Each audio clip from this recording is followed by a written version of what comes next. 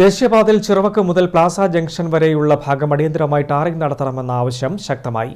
തകർന്ന ഇടങ്ങളിൽ അറ്റകുറ്റപ്പണി നടത്തിയ ഭാഗത്തെല്ലാം ടാറിംഗ് ഉയർന്നു നിൽക്കുന്നതിനാൽ ചെറുവാഹനങ്ങൾ ബുദ്ധിമുട്ടിയാണ് കടന്നുപോകുന്നത്.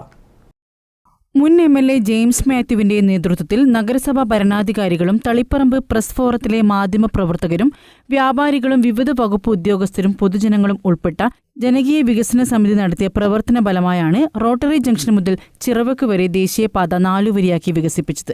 ഗതാഗത തടസ്സം കൊണ്ട് വീർപ്പുമുട്ടിയ നഗരത്തിൽ 4 വരി പാത വന്നതോടെ യാത്ര സുഗമമാക്കാൻ സാധിച്ചു. എന്നാൽ ജനകീയ വികസന സമിതി നിലവിലില്ലാതായതോടെ വികസനത്തിന്റെ ഭാഗമായി നടത്തിയ കാര്യങ്ങൾ സംരക്ഷണമില്ലാതെ നശിക്കുകയാണ്. നിലവിൽ ചിറവക്ക് ലൂർദ് ജംഗ്ഷൻ മുതൽ പ്ലാസ ജംഗ്ഷൻ വരെയുള്ള ഭാഗത്തെ റോഡ് മുഴുവൻ ടാറിംഗ് നടത്തേണ്ട അവസ്ഥയാണ്.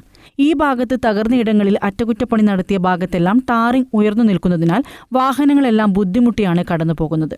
ഇരുചക്ര വാഹനങ്ങൾ അപകടത്തിൽപ്പെടുന്നതും പതിവായിരിക്കുകയാണ്. 4 വരി പാതയിൽ മറ്റു ഭാഗങ്ങളിൽ റോഡ് ഗതാഗത യോഗ്യമാണ്. ലൂർദ് ജംഗ്ഷൻ മുതൽ പ്ലാസ ജംഗ്ഷൻ വരെയുള്ള ഭാഗം മുഴുവൻ ടാറിംഗ് നടത്തി ഗതാഗതം സുഗമമാക്കണമെന്നാണ് ഓട്ടോറിക്ഷ ഡ്രൈവർമാർ ഉൾപ്പെടെയുള്ളവർ ആവശ്യപ്പെടുന്നത്. ഇതിപ്പോൾ നിലവിലിപ്പോൾ ബസ് സ്റ്റാൻഡ് മുതൽ ചിറവക്ക് വരെ റോഡ് കംപ്ലീറ്റ് പോക്കന്നെ. അത് 2 സൈഡ് ഉണ്ടല്ലോ. മെയിൻ്റനൻസ് ഇടയ്ക്ക് മെയിൻ്റനൻസ് കർഷകർ ചെയ്യുന്നുണ്ട്. തുന്നിക്കെടുത്ത വരി തുണി തുന്നില്ല, പഴയ തുന്നിക്കെടുത്തില്ല. അതിന് അങ്ങനെ പോകുന്നു. വേറെ ഓട്ടോറിക്ഷ മെയിൻ്റനൻസ് പിന്നെ എല്ലാ വണ്ടിക്കും പിന്നെ ഈ കട്ടടിക്കും മെയിൻ്റനൻസ് വരും, കാര്യങ്ങൾ വരും. News bureau, Taliparamba.